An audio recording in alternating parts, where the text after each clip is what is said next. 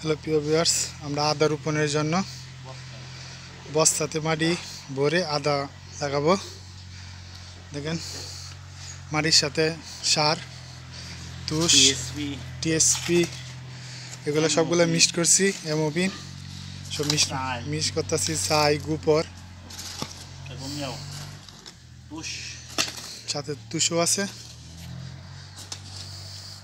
আমরা এটা আদা রোপণ করবো এখানে বাড়ির আঙিনায়। ওই দেখেন আর কতগুলো, এখানে অনেকগুলো করছি এরকম।